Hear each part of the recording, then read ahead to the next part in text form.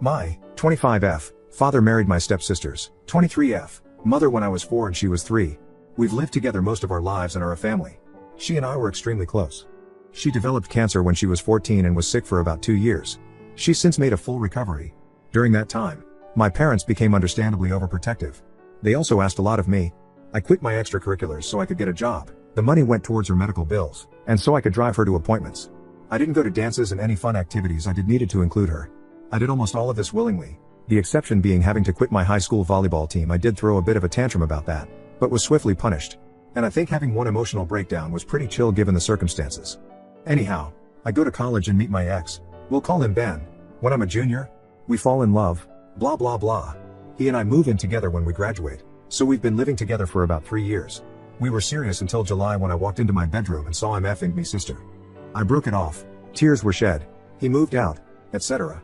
My sister apologized at first but then backed off. I thought she was giving me space, but last week she called and asked if we could meet up. She told me that she and Ben were in love and were just telling me as a courtesy before they started posting photos online. Distraught, I left her in the restaurant by herself and did not pay my portion of the bill. She later Venmo'd me asking for the money. She told my parents, who then called me to their house, telling me how disappointed in me they are for not supporting my sister's relationship with Ben. They brought up the fact that because she had cancer as a teenager, she never learned proper social etiquette, and has a hard time meeting people. I don't buy this. In part because I've seen her socialize just fine, and since we spent a good chunk of the time she was sick together, that would also mean that I should have bad social skills as well. By that logic, they then told me that if I don't accept my sister and Ben's relationship, they may have to go no contact with me. I reminded them that I'm also their daughter and they should understand my point of view, but they are adamant that this is about me being jealous of her. For the record, I'm not jealous of her. I'm not upset that Ben picked her over me. I'm sad about the end of the relationship and do feel betrayed, but Lord knows that I don't want to be with a cheater.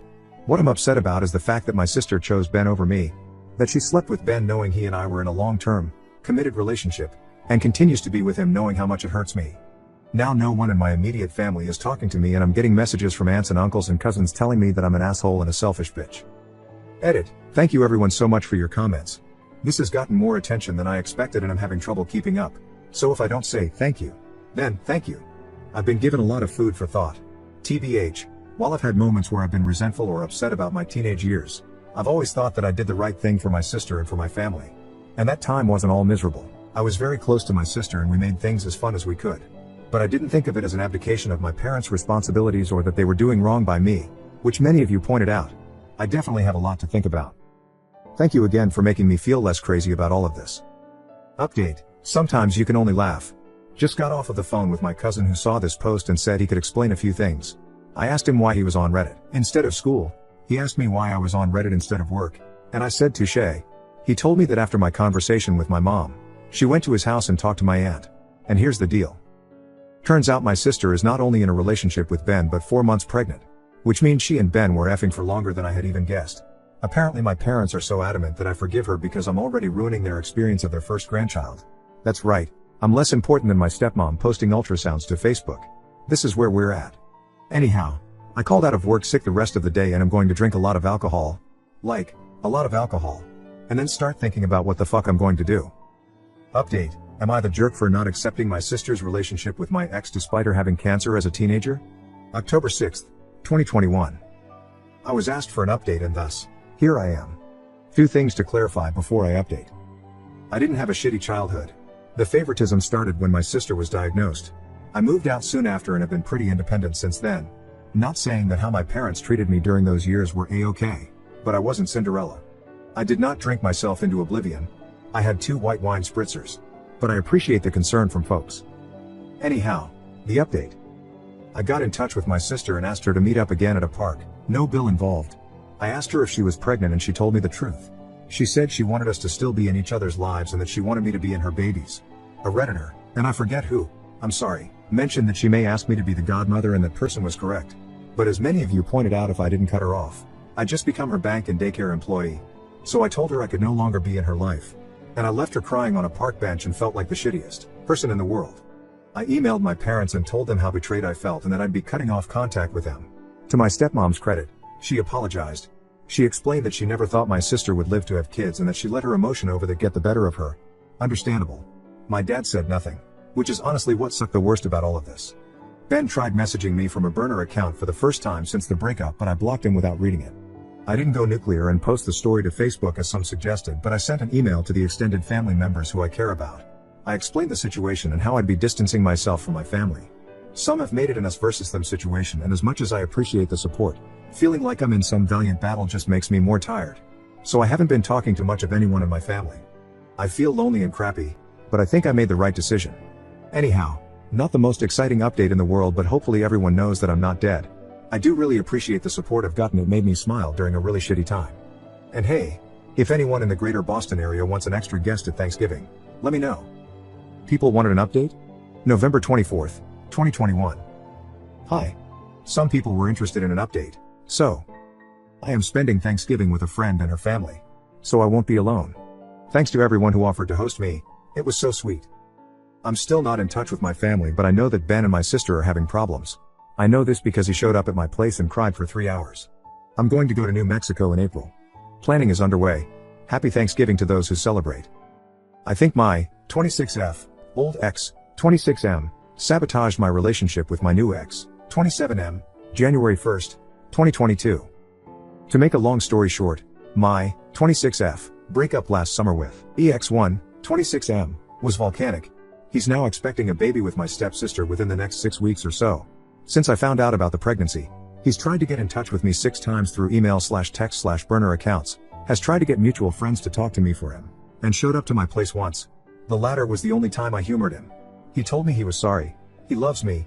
He doesn't want to be with my stepsister and wants to get back together with me. I told him tough titties. He made his bed and now he's got to lay in it with her. I haven't dated much since July because of my life's implosion. But in November a friend from college messaged me out of the blue. We hadn't talked in a long time. He, 27M, referred to as EX2 for the rest of the post, and EX1 were good friends but had a falling out over something fantasy football related the year after we graduated, and I stopped talking to him out of solidarity, or whatever. Anyhow, we go on a date. We click. We go on a few more dates. We become exclusive in early December. I was feeling really hopeful about this until this morning. I was supposed to meet EX2 at a New Year's party last night. He got there before I left the house and texted me saying that EX1 was at the party and asked whether I still wanted to come. I declined and went to another friend's house and have a pretty good time. I tried calling EX2 at midnight but he didn't pick up. I didn't think much about it. Anyhow, I go to bed late and when I wake up this morning, I have a message from EX2 saying we're done. I couldn't even respond because he blocked me everywhere. I talked to a friend who was at the party the exes were at last night and he said the two of them had spent a good chunk of time chatting with each other but he didn't know what they were talking about. I'm not close with anyone else who was at the party, so I don't really have anyone else to ask. Like okay, it was a 2-month-old relationship. I'm sad but I'm not bereft. But the paranoid part of my mind is really concerned that EX1 said something that resulted in EX2 becoming EX2. EX2 has made it abundantly apparent that he doesn't want to talk to me again and I don't want to push that boundary. But I'm so confused. I could contact EX1 but I get the feeling that will open a floodgate of drama. I could also try talking to other mutual friends to see if they've heard anything, but I also don't really want to spread this as a rumor if it wasn't true. I don't know. I'm at a loss. Any advice here? I'm spiraling thinking that my ex is going to try to ruin every relationship I have for the rest of my life. I'm beginning to think that there's something wrong with me. January 16th, 2022. My last 2 partners have cheated on me. The first was a very serious relationship. We lived together, we talked about marriage and buying a house. He even took 2 pictures of us as kids and photoshopped them together to show what our kids might look like one day. The result was terrifying but hilarious and I had it as the background of my phone for a month. I walked in on him sleeping with my stepsister. Now she's pregnant, due in the near future, and he's with her. I know he's not happy. I know he regrets what he did. I know that he loved me, and none of that stopped him from effing me stepsister in our bed. I've spent so long now being upset at her and writing him off as just a bad decision that I wasted time on, but now I find myself mourning what we had. My stepsister and I grew up together and have loved each other most of our lives, so it felt like that was the betrayal. But he and I chose each other.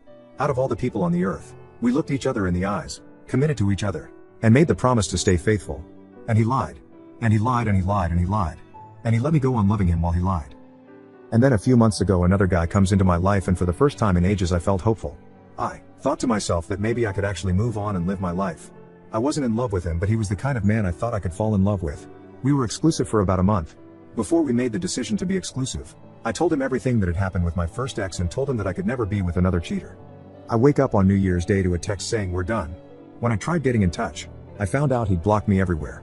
Turns out, he met someone at a New Year's party, and hooked up with her. Instead of telling me, he just blocked me everywhere and sent a lackey to message me a few weeks later with a real story and a half-assed apology. I want to be angry and maybe a part of me is. But as I'm sitting here, I'm just thinking, what if it's me? What if I'm just not lovable? What if it's never going to happen for me? The thing is, I've been a pretty confident person.